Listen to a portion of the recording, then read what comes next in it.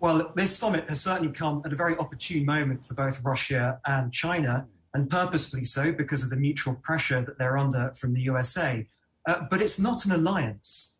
And this is not a word I would use lightly. It's more a partnership. It's a deepening of economic relations.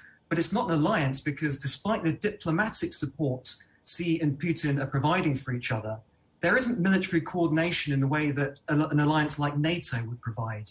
But nevertheless, this summit reflects a deepening of trends between Russia and China that we've been seeing ever since 2014, ever since the outbreak of the initial Ukraine war. So how's that for coming full circle? We've got tensions around Ukraine once again, but it was actually that first outbreak of fighting in Ukraine in 2014 that really sent Russia hurtling towards China, looking for deeper economic partnership to take the place of what it was losing due to sanctions from the West.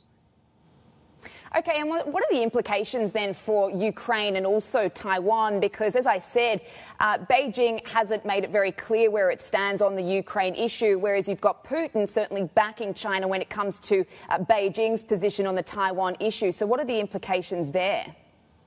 Yeah, that's a really good question. In fact, I'm joining you from Singapore, but 7 years ago, I worked for a year in the East Ukraine war zone as part of a diplomatic mission in a previous role. And I remember at the time, 2014-15, of course, China didn't support what Russia was doing in Ukraine by annexing Crimea and stoking a separatist insurgency in East Ukraine.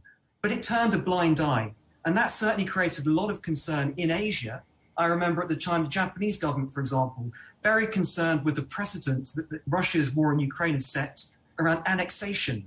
And we know in this region, in East Asia and Southeast Asia, concern around the South China Sea, concern around Taiwan is very, very high. The situations Ukraine and Taiwan, they're not really comparable, not least because one has a land border with Russia, the other is separated, albeit by not a very large seaway channel from China. But you can see why there is concern around both. But I would simply say that the Ukraine situation is far more militarized than Taiwan because there's been a war going on in Ukraine for 7.5 years almost now.